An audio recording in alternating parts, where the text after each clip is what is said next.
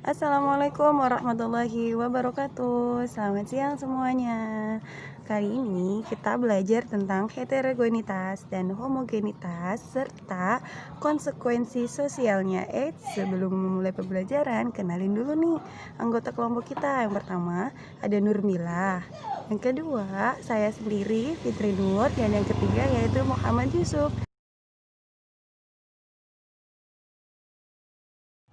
Materi yang pertama yaitu kemajemukan masyarakat Indonesia. Istilah masyarakat majemuk pertama kali diperkenalkan oleh Furnivall dalam bukunya Netherlands India Study of Rural Economy 1967. Masyarakat Indonesia menyebutnya sebagai suatu tipe masyarakat daerah tropis, di mana mereka yang berkuasa dan mereka yang dikuasai memiliki perbedaan ras. Dalam kehidupan politik, pertanda yang paling jelas dari masyarakat Indonesia yang bersifat majemuk adalah tidak adanya kehendak bersama atau common will. Masyarakat demikian ditandai oleh kurang berkembangnya sistem nilai dan konsensus yang disepakati oleh seluruh anggota masyarakat, dan sering timbul konflik-konflik sosial atau setidak-tidaknya oleh kurangnya integrasi dan saling ketergantungan di antara kesatuan-kesatuan sosial yang menjadi. Selanjutnya yaitu heterogenitas atau perkotaan. Masyarakat perkotaan sering disebut juga urban community. Pengertian masyarakat kota lebih ditekankan pada sifat kehidupannya serta ciri-ciri kehidupannya yang berbeda dengan masyarakat pedesaan. Ciri yang menonjol dari heterogenitas atau perkotaan yaitu yang pertama, kehidupan keagamaan yang berkurang. Yang kedua, dapat mengurus dirinya sendiri tanpa harus bergantung kepada orang lain. Yang ketiga, jalan pikiran rasional. Yang keempat, pembagian kerja di antara warga-warga kota juga lebih tegas dan mempunyai batas-batas yang nyata. Yang kelima, pembagian waktu yang lebih teliti dan sangat penting untuk dapat mengejar kebutuhan individu. Yang keenam, perubahan-perubahan sosial tampak dengan nyata di kota-kota. Pengertian masyarakat homogenitas atau pedesaan. Menurut Kuntejaraningrat, suatu masyarakat desa menjadi suatu persekutuan hidup dan kesatuan sosial didasarkan atas dasar dua macam prinsip. Yang pertama, prinsip hubungan kekerabatan atau genealogis. Yang kedua, prinsip hubungan tinggal dekat atau teritorial. Prinsip ini tidak lengkap yang mengikat. Adanya aktivitas tidak disertakan, yaitu tujuan khusus yang ditentukan oleh faktor ekologis. Yang kedua, prinsip yang datang dari atas dasar aturan undang-undang. Masyarakat desa yang agraris dipandang sebagai masyarakat yang tenang. Hal itu terjadi karena sifat keguyuban, sehingga oleh orang kota dianggap sebagai tempat untuk melepas lelah.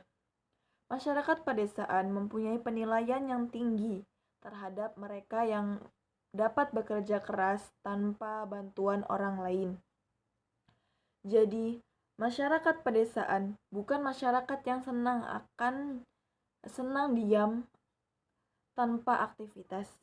Pada umumnya, masyarakat desa sudah bekerja dengan keras, tetapi para ahli lebih memberikan perangsang yang dapat menarik aktivitas masyarakat pedesaan dan menjaga agar cara dan irama bekerja bisa efektif dan efisien serta kontinu.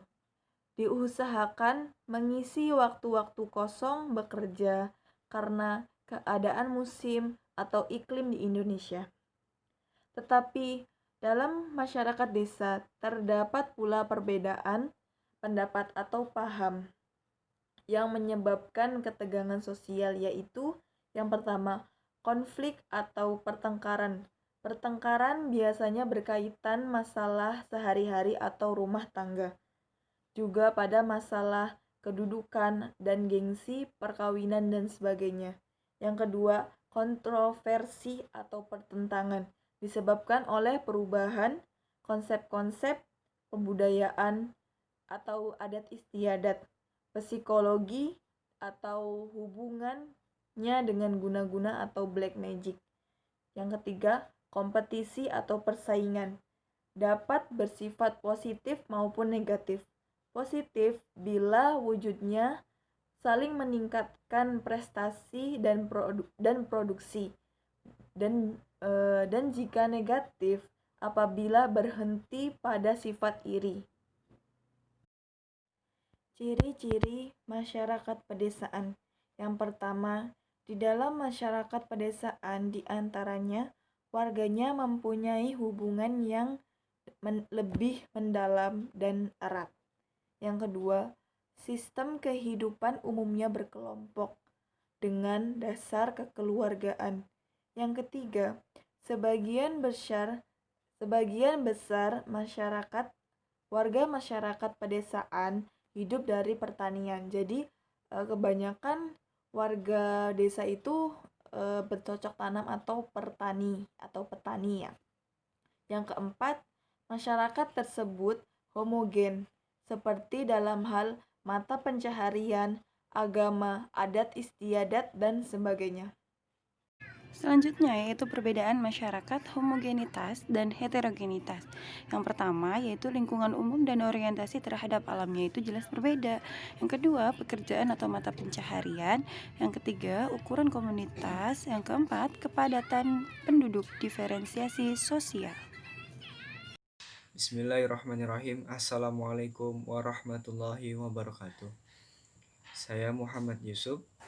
Pemateri ketiga, di sini saya akan menjelaskan mengenai konsekuensi sosial. Konsekuensi itu merupakan dampak, berupa dampak positif dan dampak negatif. Jadi dampak sosial yang terjadi di lingkungan sosial masyarakat heterogenitas meliputi yang pertama dampak positif. Dampak positifnya yaitu masyarakat lebih maju dalam teknologi karena masyarakat akan mengikuti dan mengetahui perkembangan zaman.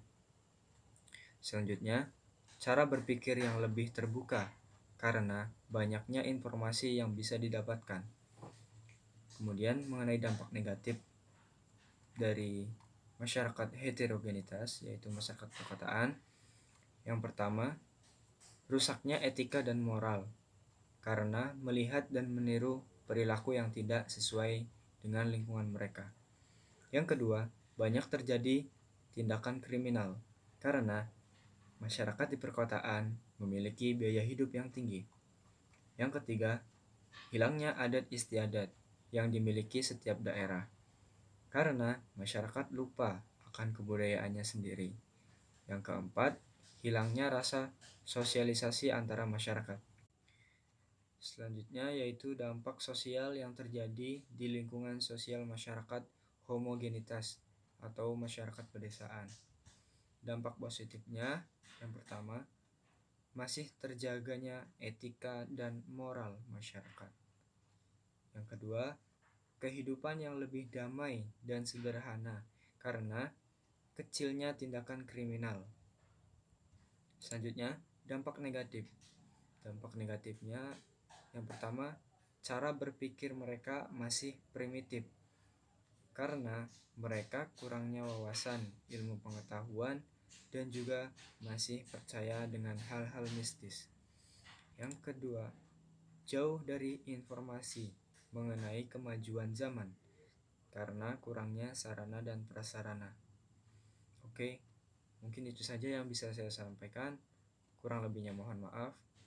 Wassalamualaikum warahmatullahi wabarakatuh. Sekian presentasi dari kami. Kami mohon maaf bila banyak kesalahan baik dari kata-kata kami dan pengucapan kami. Dan kami ucapkan terima kasih sudah menonton dan menyimak apa yang telah kami sampaikan. Wassalamualaikum warahmatullahi wabarakatuh.